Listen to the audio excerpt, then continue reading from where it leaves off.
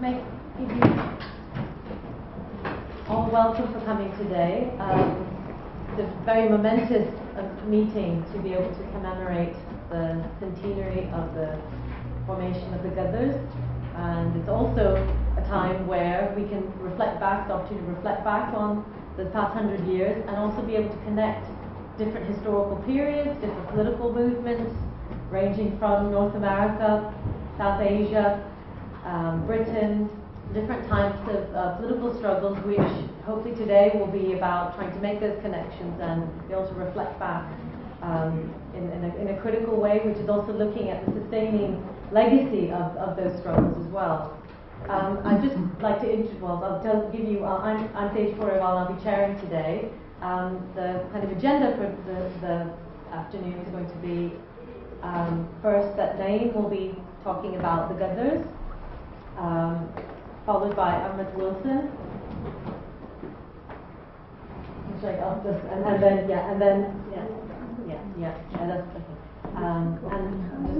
And then Anandi will be talking about her book, followed by Ahmed Wilson, and at the end we'll have a Q&A session. So unless you have something really burning, we'll try and leave the Q&A part of it to the very end. Okay? Yeah. I think before the Q&A session, there will be an opportunity for those who were part of the Asian youth movement in the last century to give some of their reflections of what they have been through and what's happening today. So I think that will be an opportunity for some of the old youth to speak about their experiences and maybe share it with the new ones who are hopefully joining the movement now. I'm not going to take too much of your time, but just to explain why we felt it necessary to honor the Ghadarites who some 100 years ago decided to launch a movement against colonial and occupation of South Asia. I think it's an interesting history. It reflects to some extent what happened to the group that came after the so-called independence was achieved to Britain and to other parts of Europe. In my opinion, the best way to honor the other Babas and those who before them fought injustices is to link it with what is actually happening today.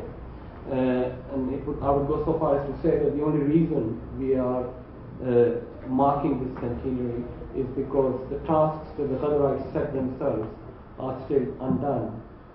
We are still faced with colonialism, we are still faced with racism, and the immigration laws are very obvious to us as to what they are doing to people in the colonies. I mean, we only last week saw what happened to over 90 people who were actually trying to escape from their misery and poverty to the European borders, died in the desert in Nigeria.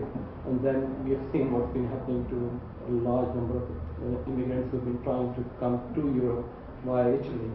So I think those issues that the Ghadarites faced when they went to Canada and America and to other parts of Europe are still as remains the issues that needs to be tackled. So that's why we have linked this commemoration of the Ghadar with the struggles against racism and fascism that we confronted in the last few decades of the last century. And I think we should not just be content with commemorating the Ghadarites. We should link to what is actually happening today as well.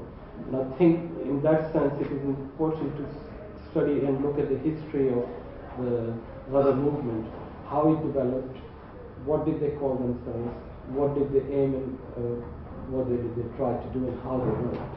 And I think that is significant in itself. To reminisce, I think it is interesting to note the reason why the Ghadar Party was formed was primarily, and the key issue was the colonization of South Asia. Okay. And the colonizers, what did the colonizers do to South Asia? That is the most important thing that led to the formation of the Ghadar, the first and the second Ghadar. The first was in 1857 and the second one was in 1913. They primarily have the same reasons. Right? The first Ghadarites were because of what colonization of India, the colonization of South Asia did to that region. It effectively, after the defeat in Plessis in 1757, it actually started the process of looting India to such an extent that it left India very poor and destitute. So much so that just 30 years, within 30 years of that defeat of Ghadar, there was a huge famine in Bengal which killed 11 million people. That is about a quarter of the population of what is today Bengal, Bihar, and parts of Orissa. And by Bengal, I just don't mean east and west, both Bengals. Okay, so I think if you lose a quarter of your population in a famine, that's a huge tragedy, and there must be reasons for why that happened. And the primary cause was the loot. And it wasn't just the loot in the sense that they actually took our wealth away. I mean, I think there is a great deal being made that one of the things that colonialism gave us was railways. But for the later famines, those railways were the most evil thing they had actually seen, because it is the devil that took away their food, and that is literally took away their food, and they were therefore not able to survive. Not only that, British colonialism also imposed or replaced subsistence farming with cash crop farming, which means they actually forced people even to grow opium so that they can complete their circle of trade and then finance their project for imperialism, which is what caused all the destitution in India. And then ultimately it led to resentment, which in fact then they organized fought the first war of independence in 1857, which was effectively the first war ever fought, or a war of national liberation on such a wide scale over such a large geographical area. So I think that is the historical basis on which the Ghadarites in Canada and North America were able to drew from. So although the Ghadarites of the 19th century, the 1857 War of Independence, did not succeed in ending the colonial rule over India or the South Asia, but what it did do was it actually dismantled the East India Company. The East India Company was no longer after that. But however, the looting of South Asia continued, and ultimately Punjab was also colonized, and therefore various people who had some connections to the land, who were actually living and subsisting on the basis of what they do on their lands, were not able to do it because of the colonial administration that Britain had imposed over it. A lot of them joined the army. Some of them, when returning from the army, had no means of making their livelihood. They moved and decided to go to other parts of the world. And quite a few of them went as indentured labor to various parts of the world, particularly Africa and even East Asia. A large number of them in the early part of the 20th century went towards Canada and to the United States.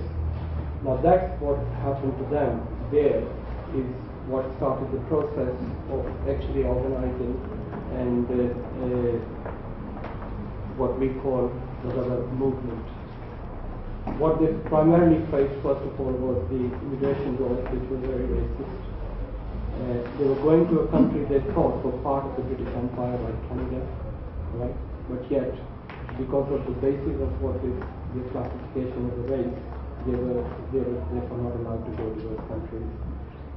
And the first act of defiance was actually charting the ship Ghadar Party in 1914. They took over 370 Indians to South America. They first tried to embark in Canada, but despite being part of the same administration, they were not allowed. They then tried to go into the United States. They again faced the same racist laws, to such an extent that one of the early migrants, his name is Bhagat Singh Thind, he actually served in the United States Army in the First World War. And when he applied for to become a U.S. citizen, it was first refused, then granted by the local court, but ultimately in the Supreme Court, his application was denied because he did not belong to the white race. Okay. Now, so that's what they faced. The second thing about the essential element to note about how the Ghadar organized themselves is how they name themselves. And I think the primary reason for them using the name Ghadar was because it was such a demonized term. Okay. And they said that we are going to confront colonialism because they realized the racism that they are facing, the direct consequence of the fact that they are actually people who are being colonized. Okay. And they said, we're not going to put up with the demonization that's taking place. So they confronted it and they called themselves the Ghadar. But the Ghadar at that point was particularly very much demonized by the colonial rulers and to some extent by the various stooges who were working within the colonial administration. So instead of saying, okay, well, we try peace, they actually took on in front and said, we are the Ghadar. So we are taking over from where 1857 ended, and we are actually calling or making a call for another Ghadar in India, and that's called the organized state. So I think when we came to this country in the late 50s and early 60s, our parents and our generations that were old enough experienced the same racism as probably would have been traced by the early Ghadarites who actually went to the United States and Canada. Racist immigration laws were the norm, but they still remain the norm today. I think, in terms of the restrictions that were imposed in Canada and the United States was that if you're a man working in those countries, you have no right to bring your family to those countries at the time. That still applied here, and even today I think there are huge restrictions into who can and cannot bring their families to this country. And we had several examples of those struggles that took place in the last part of the last century in terms of trying to unite families. So I think as we recognize that we are still facing racism, Islamophobia is very much rampant and has actually become respectable. Many parts of the world are still occupied, and what is even worse, that some parts of the world are being reoccupied. I mean, we have seen this happening in Afghanistan, in Iraq, what's happening in Libya, and what's happening in Syria. All that is another process of recolonization of our parts of the world. But it's not just that. I think the main reason for all this is because of the land grab that is part of the colonial process.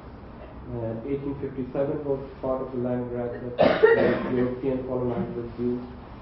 We see that happening in Palestine today, and also we see that happening in India when places like Nandigram in this century, peasants were, if an attempt was made to drive the peasants out of their lands so that multinationals can come and exploit the bauxite and various other minerals in those places.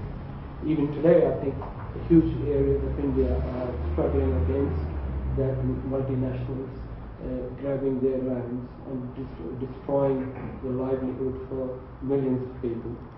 We are still seeing that over 50 million of Pakistanis are living below poverty level.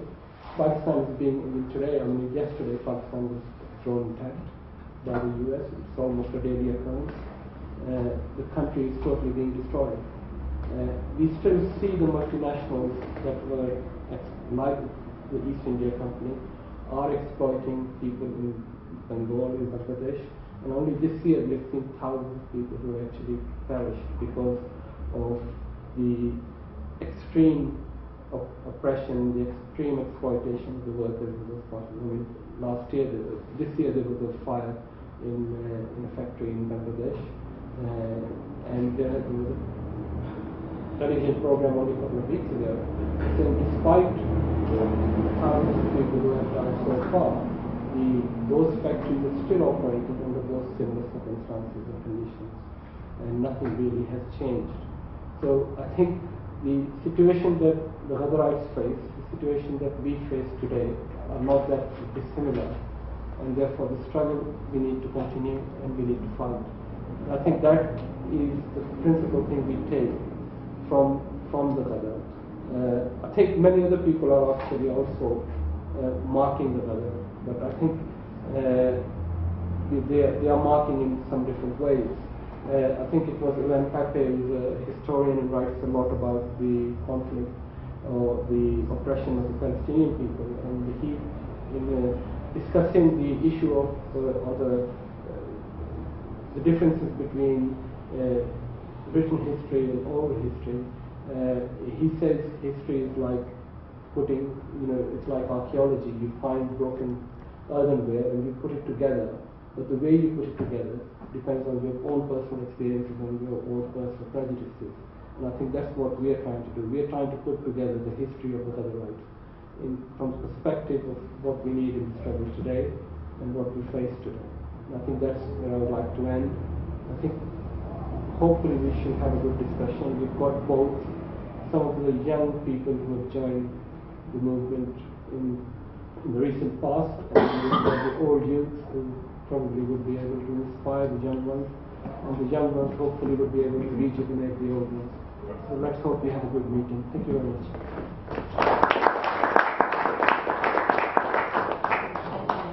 Okay, now I'll pass it on to Amrit Wilson, who's going to be talking about some reflections on her exploration of the Ghadarites as well. Well, I think that's putting it in a very glorified way, because it's not really an exploration of the Ghadarites. I just want to maybe just say a few words about my meeting with Ghadar Party, who was the daughter of one of the first people from Punjab who went to the west coast of America, and really in a sense was the originator of the Ghadar movement in that sense, because he got people from his village to come and so on. Now what's interesting here is that when you actually talk to real people who have these connections, you see a different view. I mean, on the one hand, the Ghadar leaders are our heroes, and there's no question about that. But on the other hand, what lies behind that, what's the reality? And that you only get when you actually speak to someone. Ghadar Party was a really remarkable person, striking to look at, very tall and straight. She was in her 80s then, so articulate. It was very, very inspiring to meet her in that sense. And she talked, she described a lot of things, like she was born in America in the early years of the last century, and she described the poverty which had driven her father to come to America, the heavy taxations, the really terrible conditions in Punjab. And then when they came to America, the conditions there, which were also really, really appalling. I mean, this was, they were in the timber, it was about timber, the whole of their West Coast experience. And gradually some Indians had come over, and they faced a really acute racism where they were excluded by everybody really, and that was the genesis of their political struggle as Indians. What Ghadar also talked about was the fact that, as years passed, they got more involved with the unions. And she mentioned two main ones. One was the International Workers of the World, right, IWW, which is quite well known. And she said that included all different groups of workers. But there was also the American Federation of Labor, AFL, which was extremely racist and would not include anybody who was not white. Of course, the AFL, interestingly, as many of you will know, gradually they became the AFL-CIO and were completely infiltrated by the CIA. But it's interesting, this racism of the unions, which is something we know here in Britain, and the struggles they had to carry on with their demands. The other thing was the acute repression, which is something which is hard really to imagine, even for us, that the state would send in militia, killing sometimes thousands of workers. So each of these strikes was a huge event, of resistance. The other thing which, of course, Ghadar talked about and has written about at length was the woman's experience. Because here we have, her father was somebody called Bakshish Singh. Her mother was Ratan Kaur, who was well known as the first woman who settled there. And I mean, the really terrible conditions in which they had to live was no electricity, no running water, and then she had 8 children in 16 years, you know. So she was really, she was a heroic woman in so many ways. And then Ghadar also talks about the whole issue of patriarchy within that framework, which I think is very important for us also to reflect upon, because while we can say that people are heroes, and they are indeed heroes, there is also that other aspect which we need to perhaps look at sometimes. Ghadar was, after her father died, her brother was also very much involved in the movement. And he decided to send the sisters back to India to be married off to their village. And sometimes the marriages were extremely unsuitable to men much older or that sort of thing. So Ghadar was extremely worried about this, and in the end she decided that she would get married to a guy called Surat Singh, who became one of the intellectuals of the Ghadar Party. Surat said he would look after her, but it was in a sense to avoid getting married to somebody, he was something like 15 years older than her, but he was still preferable.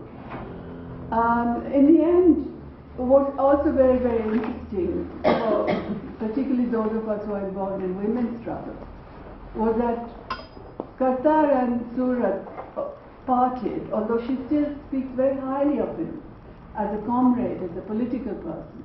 And they parted because she was organizing a strike. And he said to her, "You can't go, who's going to look after your children?" And she said that phrase, "your children," meant that she realized that she really could not go on with it. And so she left with her children. And then this 80-year-old woman talking about marriage as an institution, how hierarchical it is by its very nature, So it was a very, very inspiring discussion. The other thing which I wanted to quickly say was that she and her daughter, who is now very much doing stuff on Ghadar, I think her name is Aisha Gill, they were both involved at the time in the NATO, in the anti-imperialist movement in terms of Bosnia.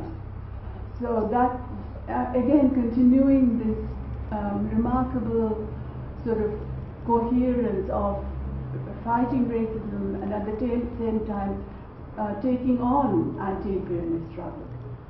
So I think I've probably taken up too much of my time with all these very personal stories, but that's what I no, thank you. I think that was very much.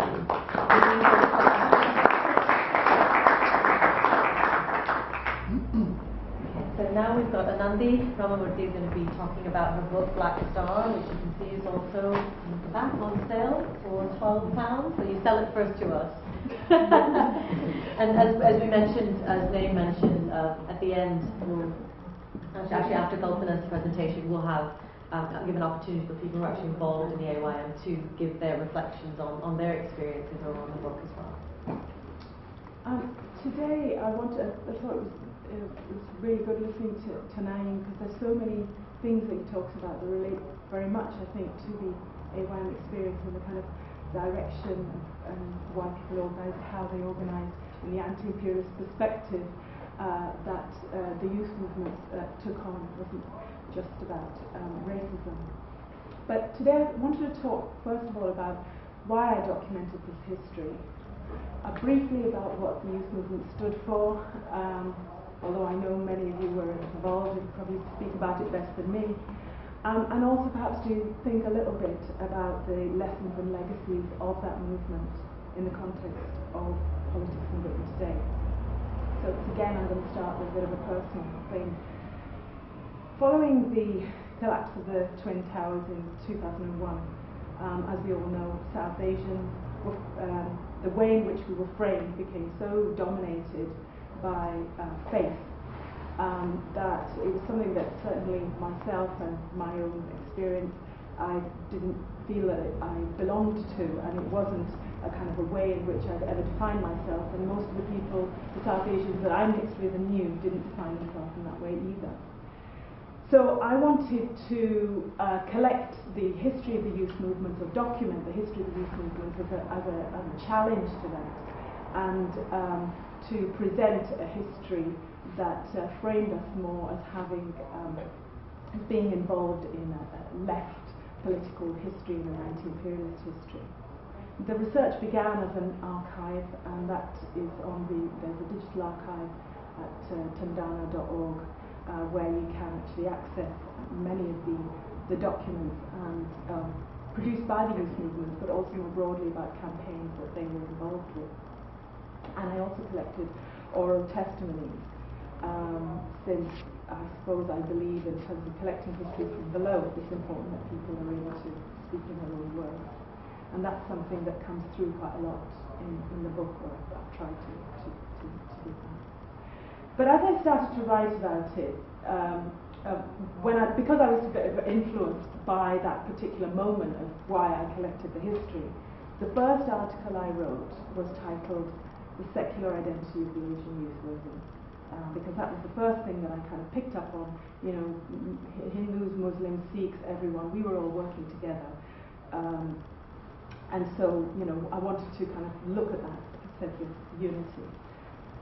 But very quickly I realized that that wasn't, in a sense, a framework from which to discuss what the youth movement did. Particularly after Keenan Malik produced his book, and in the middle third of the book used loads of stuff from the archive, discussed the Asian youth movement, and basically used it in a kind of a Muslim bashing way to talk about the fact that, you know, blaming, in a sense, Muslims for the fragmentation of political and cultural identities, rather than thinking about the geopolitical context in which these changes took place. And, you know, that if you are attacked as Muslim, in a sense, you can't just reject that identity easily. And I suppose in thinking about that history, I then came to think about the fact that, in fact, although the youth movements were secular, secularism wasn't something that they ever professed. That was just how they operated anyway. The key framework was black political identity and a black anti-imperialist political identity. And that was, in a sense, their fundamental way in which they organized. United by the experience of racism, and trying to build links with other communities that had those experiences, who suffered, whether it was slavery, indentured labor, and colonialism.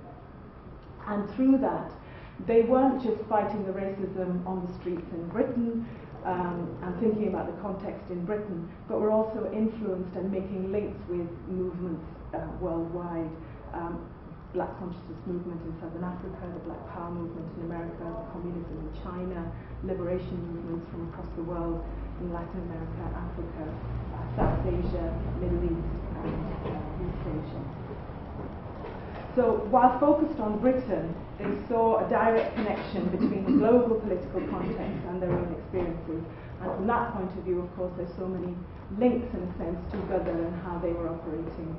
So they were seeing themselves, and of course their own families, our own families, have been impacted directly by those experiences of colonialism. But the other important thing was that black political identity was a fermentation of a very British identity. Come what may, we're here to stay. Black people must unite, here to stay, here to fight. It was about being here, it was about being in Britain. The previous expressions of political involvement, such as the Indian Workers Association, had been rooted more in subcontinental politics. And although, of course, the AYMs, and rightly so, were influenced and drew inspiration from the IWAs, in a sense, their framework was Britain in a different way. They weren't, in a sense, linked to communist parties, the various communist parties in the country. So they were a second generation, the children of the post-war migrants, brought up here, reaching adulthood, and in a sense having the aspirations that all migrants have shattered through discrimination in housing, education, schooling, and the workplace.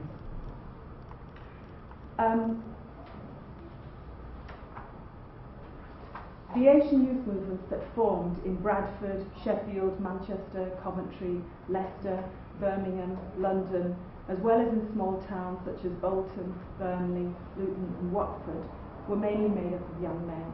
So there was a kind of a gender issue there, but in a sense that was also impacted by particular patterns of migration where fathers first of all brought their sons with them, so there were more men, particularly in the northern towns. And the book, I have to say, focuses much more on the movements in the north, partly because organisations in the south have had access to documenting some of their histories, and none of that had to be done in the north. While many members were of college age, they included individuals that were as young as 15 and others that were in their late 20s with experience of political organisation and workplace. They didn't have fixed age restrictions, but wished to create organisations to represent the concerns of young South Asians and their families. And in this sense, they were organisations of youth, but not simply for youth, since they took up issues that impacted on their communities.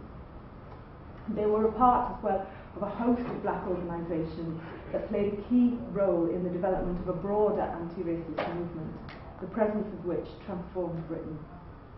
They challenged the state's policies of assimilation, integration and multiculturalism as solutions to racism, arguing for an understanding of racism as an expression of power inequalities. And they rightly felt that they had a right to be here. We are here because you were there, was a strong sentiment. They were not unwilling citizens, as has often been discussed, but unwilling to be treated as inferior. In organising themselves as a movement, they were different to the new social movements of the time, since they didn't wish to challenge the importance of class as the basis of political organisation, but to highlight the importance of tackling racism within the class struggle.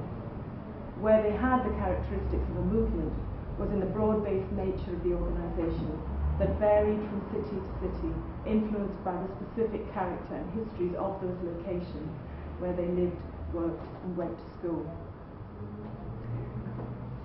Well, what did they do? You all know, those of you that were involved, of course, know what you did.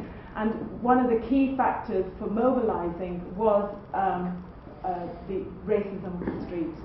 So if you look at, say, for example, Bradford in 1976, it was the NS marching through Manningham that was the catalyst for young Asians organising. Well, it was partly to do with the NS, but it was also, in a sense, to do with the failure of the left. They did make a statement that came out and marched to the city centre against the NS, but that's exactly what they did. They made a statement against the fascists, whereas for young people, for young Asians in Manningham, they wanted to defend their community. They didn't want to just say that fascists shouldn't be there. They wanted to stop them from being within their community and holding a meeting in a school in the heart of Manningham. So they took a very different, much more an approach which was much more direct action. Police vans were overturned, and and there was violence that took place in order to prevent the meeting happening. And that, I think, was the difference. And that was where, in a sense, many of the youth felt that they had to have their own organisations, because while the left did recognise that sort of street racism and in terms of opposing fascism, the way in which they tackled it was different. For young people, in a sense, this was about their lives and the lives of the family. They didn't have a choice.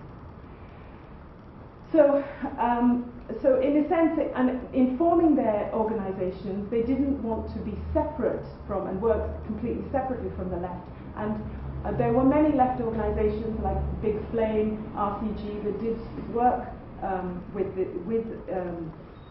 various youth movements. So it wasn't about being separate and segregating, but it was about working on a basis of equality. Apart from tackling issues like the racism on the streets, the youth movements were heavily involved in struggling against the immigration laws. And there was a strong reason for why there was so much energy spent on this. Firstly, it enabled them to highlight the racism of the state, institutional racism, as opposed to the racism of individuals. It also enabled them to look at the way in which this wasn't about a party political issue of the Tory party being racist and not the Labour Party, and they were always clear to make that point. Labour, Tory, both the same, both playing a racist game in terms of the accumulation of increasingly stringent immigration laws. I think when you look also at some of the immigration campaigns that took place, there's a creativity, there's an energy and a determination to win.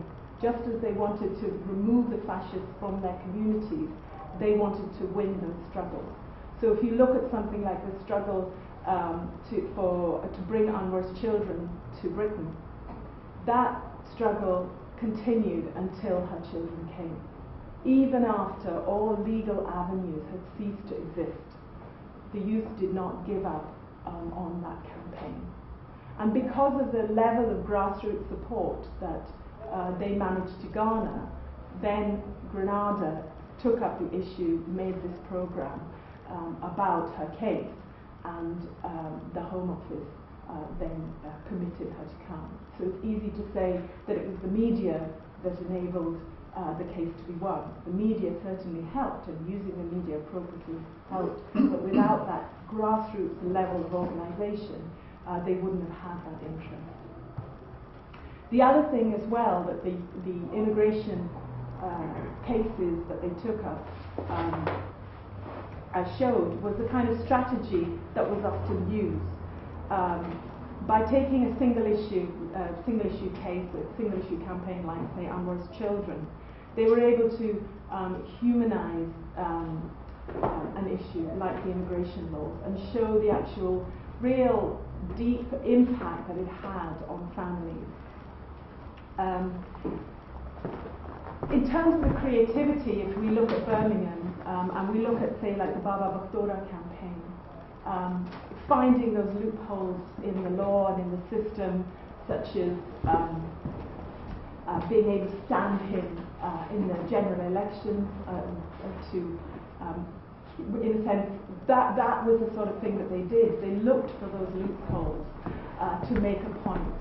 And in doing that, they also exposed the ways in which the Labour Party and the trade unions would only go so far in supporting these cases.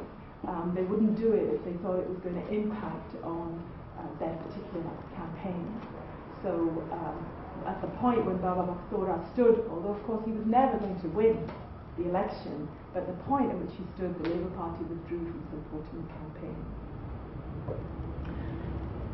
The other important aspect to the youth movement that I've talked about, the kind of anti-imperialist sentiment and attitude, that they were involved in building networks of solidarity. They did this with the Unrabitha campaign, and then at particular moments also they took up supporting and solidarity, of course, with anti-apartheid, with Palestinians in Manchester.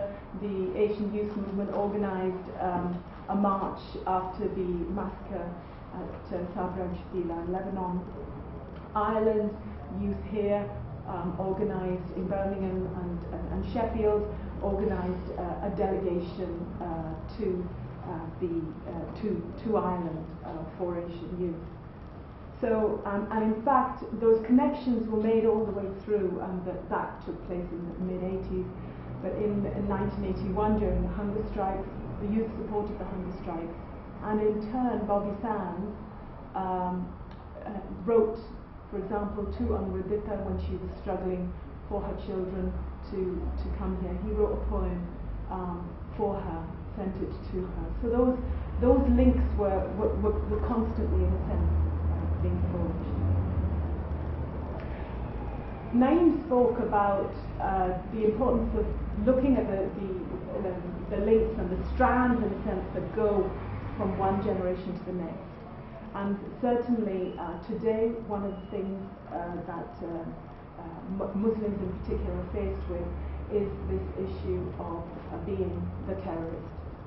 And I just want to read one memory reflection from this would have been around the late 70s. This was during the Lancaster House talks, when the talks for which Zimbabwe eventually, from which Zimbabwe eventually got their independence. And Edison Zavogo from ZANU-PF came to Manchester and spoke at a meeting, and the AYMs from Bradford and Manchester attended that meeting. And this is the memories of one of them. It was a packed hall, and I remember he said, "They call us terrorists. If fighting for my people's liberation means I'm a terrorist, so be it. I'm proud of it." And he listed a whole series of injustices that were taking place to Africa and against Africans in Zimbabwe, about the denial of land and the usurpation of white people in Zimbabwe. And if trying to get those back through the use of arms meant that he was being called a terrorist, then he was proud of it. And I remember the room was electric. And every time he said, "I'm proud to be a terrorist," we were shouting, "We're all terrorists." Well, it wasn't that long after, of course, that 12 young people were arrested in Bradford on terrorist charges in a trial that became known as Bradford 12. Those young men were members of the United Black Youth League, that were a splinter group from the Asian Youth Movement. They'd split over the issue of whether they should take state funding. But they were arrested on charges of conspiracy to make explosives and endanger lives in a case that became known as Bradford 12.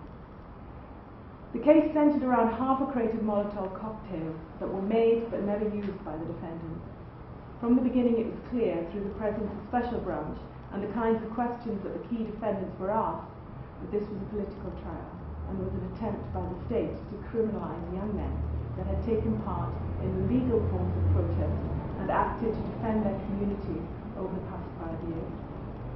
While early the campaign focused on the issue of police conspiracy, in court the defendants argued that they had made the bombs in self-defence of their community. The case and the campaign was again to prove the power of grassroots organisation and networking. The calls for support outlined the support the defendants had given to others in order to galvanise the widest cross-section of support, and this succeeded. A Leeds Other Paper leaflet listed the hundreds of local, national and international organisations that offered support. And that was because these activists over the past 5 years had made those links, organised to network and support other struggles of black workers and anti-imperialist struggles and broader trade union struggles. So when you look at this list in Leeds Other Paper, there's literally hundreds of organisations: workers' organisations, black organisations, welfare organisations, trade unions, socialist organisations, communist parties, anti-deportation campaigns, temples, mosques, gurdwaras, national liberation organisations, women's groups, law centres, film cooperatives, feminist and socialist publishers, disabled groups, student organisations.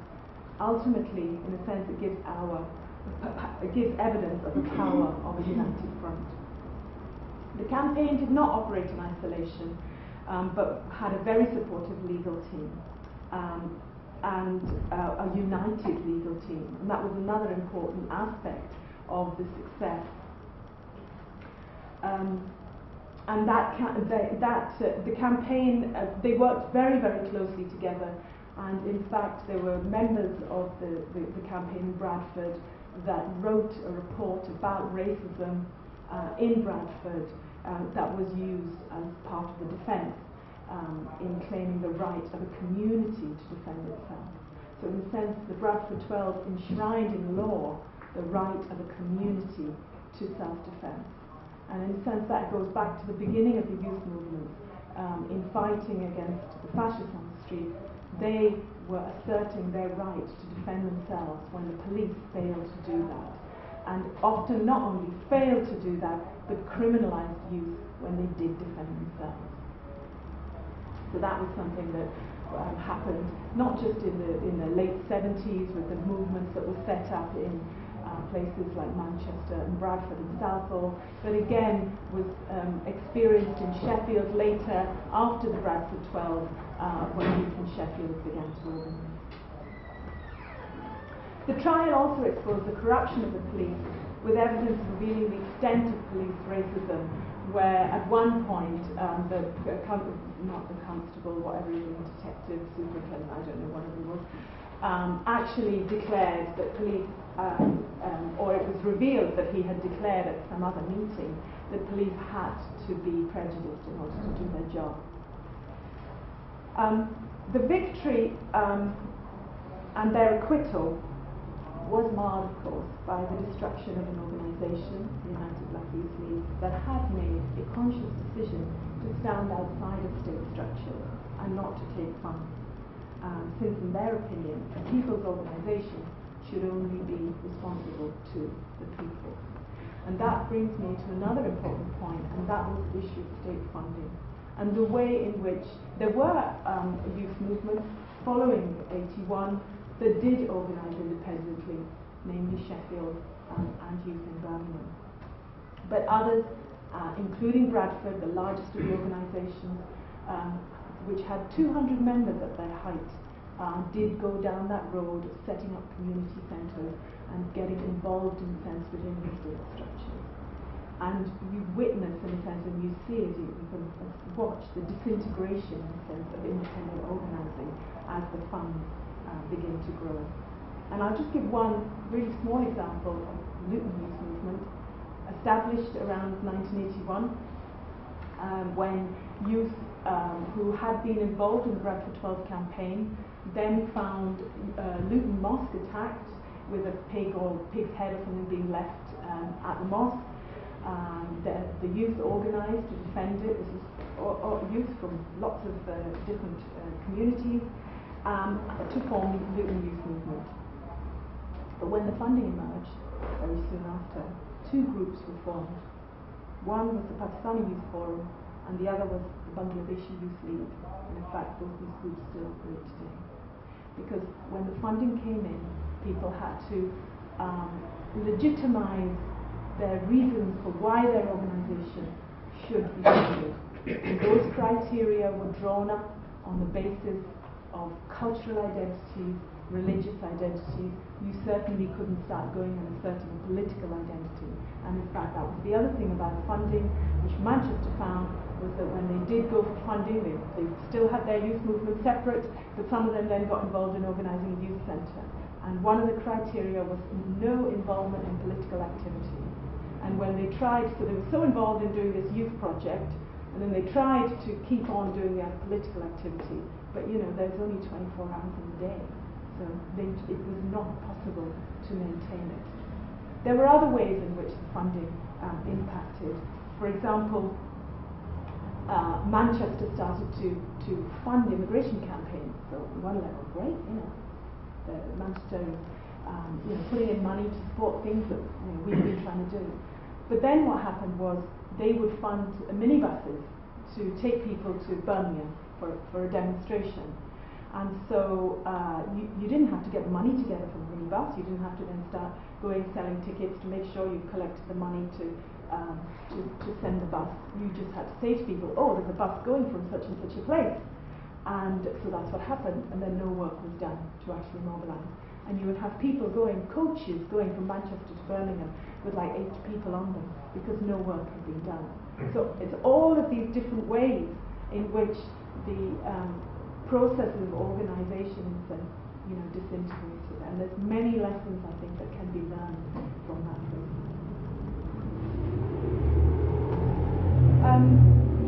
Can I just? Okay.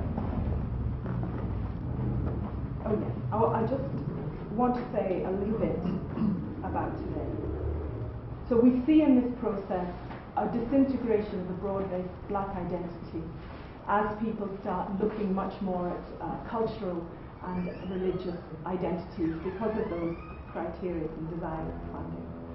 And then we also see within that process, within academia, blackness, in a sense, political blackness actually being attacked, and it's the suggestion that it's hegemonic, And that's another thing about recalling this history of the youth movement, is that, the youth movement embraced this concept of blackness. They did not see it as hegemonic, and they were Asian, and that's Madhu's argument, is that it's hegemonic because Asian identity didn't get expressed properly. Well, it really depends on where the centre of your identity lies, whether it's based on culture or whether it's based on politics.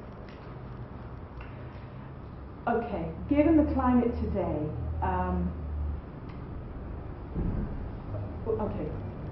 apart from the funding, we also have to look at geopolitical and broader issues. And of course, 1989, we see the collapse of the Soviet Union. And so I think it's really important to look at all this in relation to the collapse of the left. We can't just think of it in terms of our own communities. But given the climate today, so what are those lessons and legacies of the youth movement? Firstly, the youth stood with those that were oppressed. And I remember at a meeting in 1993, Shiva saying, in terms of shift in sense of identity, we are all Muslims now.